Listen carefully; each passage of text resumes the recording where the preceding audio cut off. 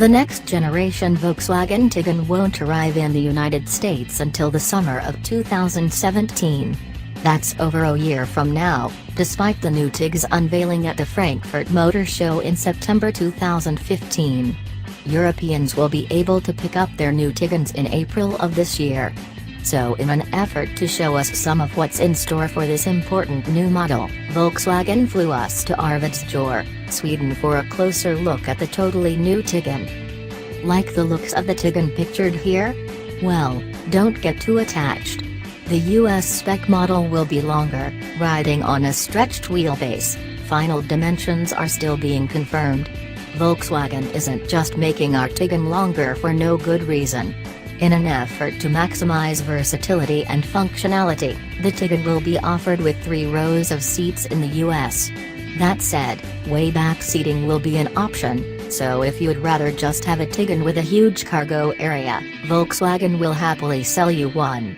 Euro-spec Tiguans offer 58.5 cubic feet of space with the rear seats folded, and the US market car will be even more capacious. The long wheelbase 3-row model will be sold in Europe along the shorter, 5-passenger model you see here. Plus, the car pictured here has the European off-road front-end treatment, something we won't be getting in the States. Instead, expect our Tiguan to have a more squared-off fascia appearance, similar to what we saw in Frankfurt last year. As for the possibility of getting either the short wheelbase Tiguan or its rugged front fascia in the States, Volkswagen says neither is likely. It's nice to drive. Volkswagen put us in a Tiguan with the 177 horsepower version of the 2.0-liter TSI Turbo 4 and the 7-speed DSG. Funny thing, European media were given diesel models to test, but we Americans weren't allowed anywhere near those cars. Go figure. Overall, the Tig is pleasant, with enough power to get it moving and a transmission that's eager to downshift or hold you in the right gear for maximum power. The European Tiguan gets Volkswagen's progressive steering system, which feels decidedly light, especially on center. In fact, there isn't a lot of communication through the wheel at all. Thankfully, the suspension is really nicely tuned. You'll get a better sense of what's happening on the road via your butt than your hands. It's great in the snow, but not for hooligans. The vast majority of our drive in and around Arvidsjaur was spent on snow and ice. And we're not just talking about occasional frozen patches, we spent a couple hours on an actual snow-covered frozen lake. For best results, Volkswagen fitted our Tiguan with 235/50 R19 Conti Viking Contact Viking snow tires, and combined with the different 4Motion systems, the Tiguan was immensely sure-footed on slippery roads. A little too sure-footed, actually.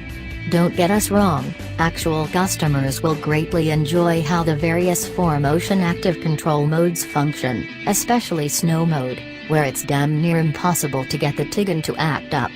The snow setting flattens throttle response, so it's never punchy, and the moment the system detects slip while cornering, it brakes the correct wheels to keep things stable.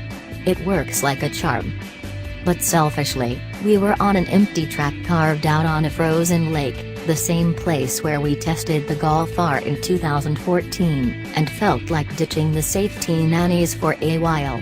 Here, with the DCC and stability control set to sport, there was enough control to get the back end to come around while turning, but the system defaults to just cutting power, braking, and thus, understeer. Good for times when you're actually commuting through snow, bad for parking lot donuts. C'est la vie. The long wheelbase, 3-row Tiguan will make its world debut at the Paris Motor Show later this year, and North American production will kick off at Volkswagen's plant in Mexico in the first half of 2017. Of course, being a Paris debut, the longer Tiguan will likely be shown in proper Euro-spec, so don't expect the final, official, US-spec car to show its face until sometime in 2017. Volkswagen's also planning to show its new midsize crossover around the end of 2016 or early 2017, and don't be surprised if that vehicle is revealed before the Tiguan goes on sale. It's still a long way away, but the Tiguan is something to look forward to. Our time with this Euro-spec model reveals a more mainstream-focused offering than before that still checks the boxes of being entertaining to drive, functional, and genuinely upscale inside. We'll see if all that holds true for the US car when we finally get to drive our version next year.